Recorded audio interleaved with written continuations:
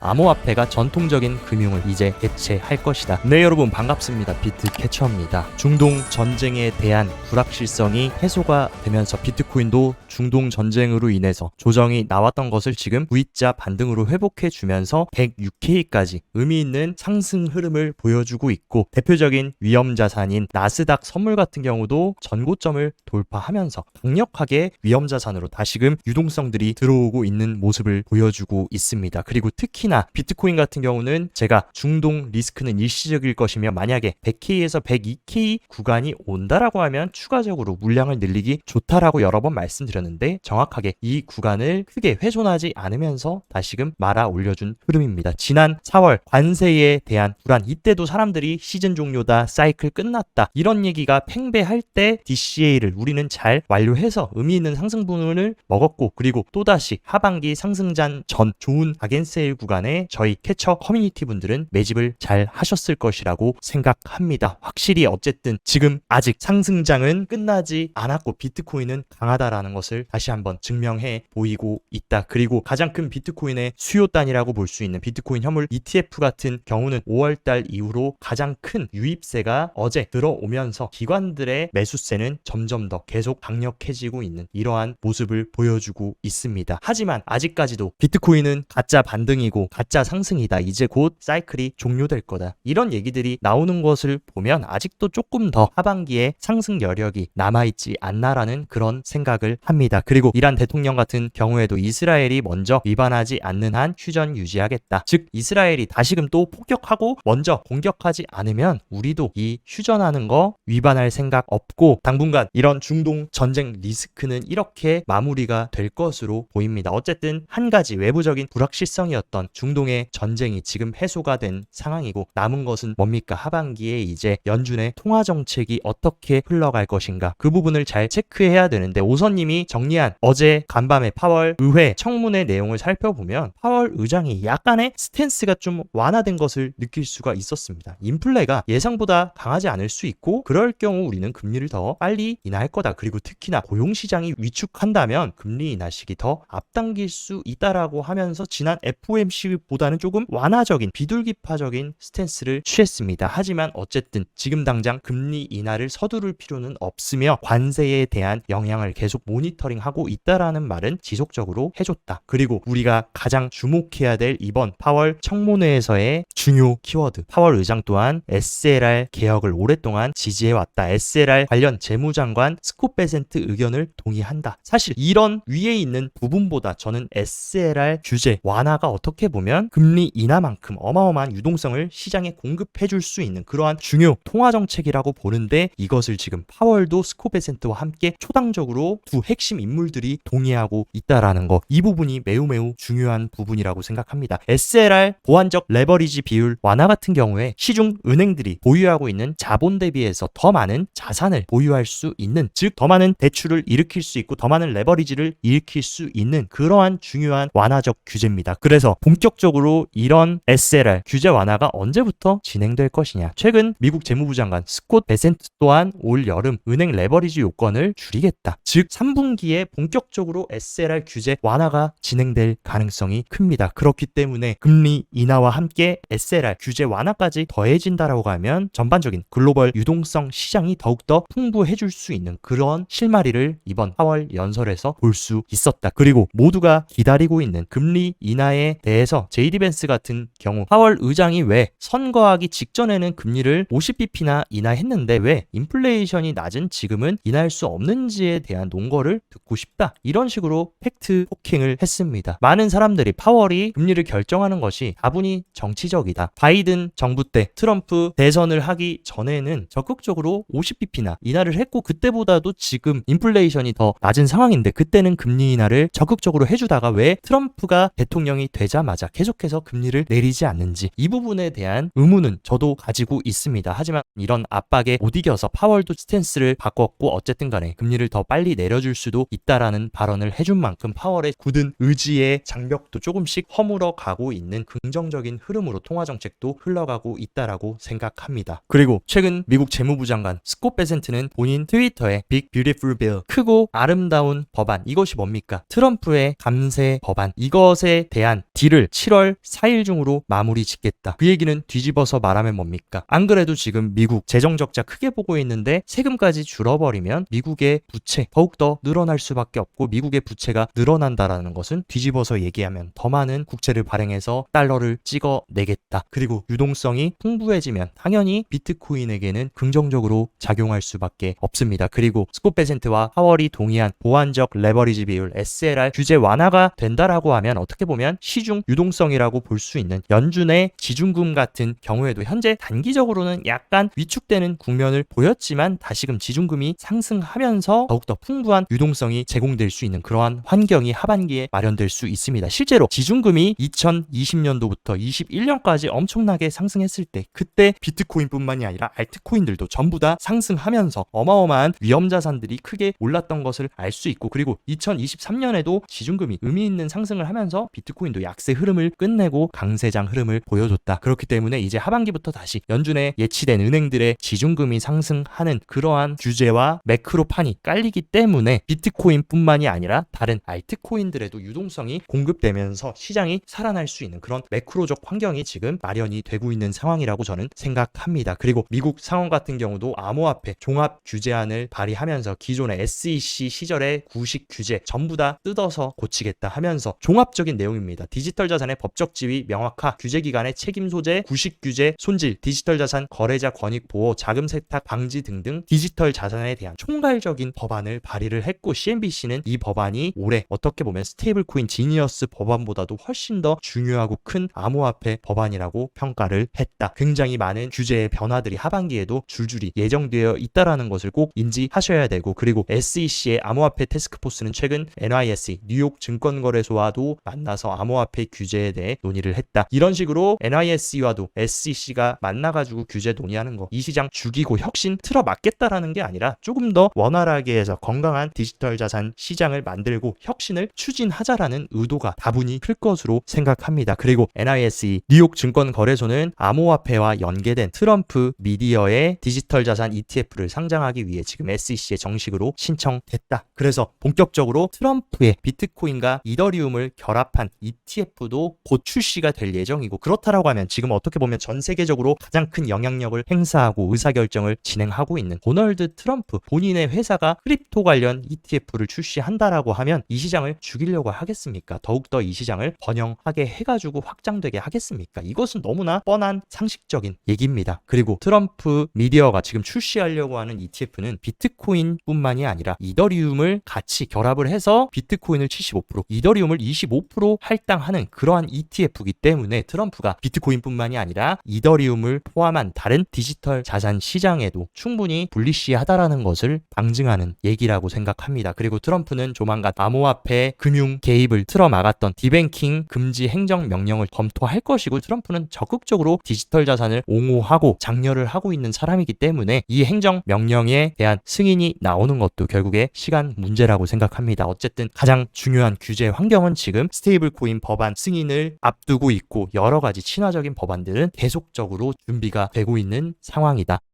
이제 본격적으로 하원이 상원으로부터 공식적으로 지니어스 스테이블 코인 법안 접수를 진행했고, 여기서 이제 심의가 통과된다. 트럼프 서명 데스크에 이제 올라갈 것이고, 트럼프가 최종적인 사인만 완료해준다라고 하면 역사적인 스테이블 코인 법안이 승인되는 그 시기도 코앞까지 다가온 상황입니다. 이런 흐름에 따라 세계 1위 결제기업인 비자의 CEO 또한 공식 석상 인터뷰에서 스테이블 코인 활용 방안을 우리는 수년간 준비했으며 도입 본격화를 전망한다. 그래서 스테이블 코인 규제 법안 통과를 계기로 지금 글로벌 결제 네트워크의 전통 결제 기업도 이제 스테이블 코인 활용하겠다라고 소식을 밝혔습니다. 그리고 또 재밌는 사실이 비자의 공식 X 페이지를 들어가 보면 첫 페이지에 대문짝만하게 이런 얘기를 합니다. 결제 혁신이 있는 곳에 비자가 있다. 다음 디지털 결제 시대를 열고 스테이블 코인이 주류로 자리 잡기 위해 무엇이 필요한지 자세히 설명하겠다. 어떻게 보면 비자나 마스터카드는 스테이블 코인이 경쟁자입니다. 근데 이러한 경쟁자를 배척하는 것이 아니라 막을 수 없으면 우리가 수용하고 이 인프라를 우리가 미리미리 구축하자라는 내러티브로 지금 전반적인 전 세계 금융시장의 내러티브가 흘러가고 있고, 세계 2위 결제 기업인 마스터카드 또한 마찬가지다. 대문짝만하게 첫 번째 페이지에 체인링크와 마스터카드가 파트너십을 책정했고 이제 암호화폐를 다이렉트로 온체인상에서 구매할 수 있는 서비스를 제공하겠다라고 얘기를 했습니다. 금융시장의 변화, 기존의 아날로그식 금융 환경에서 블록체인 기술을 활용한 디지털 결제 시장이 열리는 그 포문에 지금 세계 최대의 결제 기업들 모두가 뛰어들었고, 스테이블 코인이란 단어로 지금 대동단결되고 있는 신세대 금융시장 환경이 지금 시작을 했다라는 것을 여러분들은 절대 잊으시면 안 됩니다. 그리고 굉장히 재미있는 사실, 2025년에 들어서 시장은 여러 관세와 중동 이슈로 흔들렸지만 스테이블 코인 시장은 지금 멈추지 않고 상승하면서 계속해서 몸집을 키워나가고 있고, 그리고 특히나 스테이블 코인 시장이 성장하면 제가 가장 크게 수혜를 받을 수밖에 없는 거, 이더리움이라고 여러 번 말씀을 드렸습니다. 이더리움은 스테이블 코인 발행의 독점적인 위치를 차지하면서 스테이블 코인 시장 성장은 곧 이더리움 성장과도 이어질 수 있기 때문에 제가 최근 이더리움을 계속해서 강조를 드렸던 부분입니다. 그리고 국내 시장도 8개의 시중 대형 은행들이 원화 스테이블 코인 합작 법인 설립을 추진해서 글로벌 결제 및 송금 시장 내 영향력 확대를 목표로 공동 인프라 구축을 준비하고 있다. 단순히 오늘 1K 오르냐 1K 빠지냐, 중동 전쟁으로 폭락하냐 마냐, 이런 것을 고민하실 때가 아니라 역사적인 금융의 패러다임이 변하고 있는 이 중요한 시기를 우리가 지나고 있다는 이 본질을 보셨으면 좋겠습니다. 그리고 일본 금융청 같은 경우도 암호화폐를 금융상품으로 재분류해서 암호화폐 ETF의 길을 열어줄 것을 정식으로 지금 핵심 규제기관이 제안을 하고 있다. 그리고 기존에 부과됐던 최대 55%의 세금이 아니라 20%의 고정세금을 부과하면서 완화적인 흐름을 가져갈 것이라고 추진하고 있습니다. 일본도 전 세계에서 가장 큰 시장 중 하나인 만큼 일본도 이런 식으로 적극적으로 디지털 자산 시장 개방한다. 얼마나 더 큰 수요가 들어오겠습니까? 그리고 미국의 키움증권이라고 불리는 로빈후드 CEO 테네프 같은 경우도 최근 CNBC 인터뷰에서 암호화폐가 전통적인 금융을 이제 대체할 것이다. 낡아빠진 구식의 금융 생태계가 이제 블록체인 기술을 활용한 디지털 세대로 돌입할 수 있음을 미국 최대의 증권 크립토 플랫폼도 얘기를 해주고 있고, 상장사들의 비트코인과 다른 디지털 자산 준비금 채택은 계속 가속화되고 있다. 나스닥에 상장되어 있는 모바일 회사 오로라 같은 경우도 디지털 자산 보유 전략을 승인했고 자신들의 최대 20%의 현금으로 비트코인, 이더리움, 또 재밌는 것은 여기에 솔라나와 수익까지 포함하면서 다른 메이저 알트코인들도 지금 준비금으로 채택하는 상장사들이 늘어나고 있고, 또 하나의 나스닥 상장사인 샤프링크 게이밍 같은 경우도 이더리움을 무려 18만 개로 확대를 하면서 이더리움을 적극적으로 축적하고 있는 그런 상장사들도 늘어나고 있다. 그렇기 때문에 단순히 비트코인만 이제 준비금으로 채택하는 것이 아니라 장기적으로 성장할 수 있는 그런 근본이 있는 알트코인들도 상장사들이 지금 본인들의 주머니에 집어넣고 축적을 하고 있는 흐름, 그런 분위기가 형성이 되고 있는 상황입니다. 그리고 전 세계에서 비트코인을 가장 많이 가지고 있는 상장사 탑 100의 주간 보유 흐름을 보면 모두가 비트코인을 늘리고 있는 상황. 단 하나의 기업도 비트코인을 파는 기업은 없고 계속해서 늘리고 있다라는 사실. 그리고 상장사들의 비트코인 총 보유량 추이를 보면 2025년 1월 달에 비해서 벌써 6개월 만에 어마어마하게 비트코인을 상장사들은 축적을 했습니다. 무려 1월 달 대비해서 거의 1.5배 수준의 비트코인을 적극적으로 축적하고 있고, 점점 시간이 갈수록 개인들이 비트코인을 가지기 어려운 흐름이 가속화되고 있는 상황이다. 그리고 미국의 기관들의 선물 거래소인 CME 그룹도 최근 솔라나 샤라웃을 했는데 이번에는 XRP에 대한 샤라웃을 하면서 전반적인 수요를 보이며 가장 주목받는 암호화폐 자산 중 하나라고 얘기했고, 적극적으로 지금 솔라나가 기관들에게 채택되고 있음을 얘기했습니다. 그리고 최근 여러 번 언급드렸던 CME의 솔라나 선물 볼륨 같은 경우도 역사상 올타임 하이 최고치를 찍으면서 어마어마한 기관들의 관심이 솔라나와 리플에도 들어오고 있다라는 거, 그렇기 때문에 지속적으로 트래킹하시면 좋을 것 같고, 최근 마스터카드와 크립토 플랫폼 파트너십을 체결한 체인링크 같은 경우도 이런 식으로 최근 들어 가격은 조정을 받고 하락했지만 어마어마한 지갑들이 생성되면서 온체인 상에서 시그널을 보여주고 있습니다. 그리고 체인링크도 실물자산 토큰화와 크립토 결제 시장에 굉장히 여러 굴지의 기관 투자자들과 파트너십을 맺고 있는 만큼 체인링크도 우리가 앞으로 조금 주목해서 봐야 되지 않을까라고 생각합니다.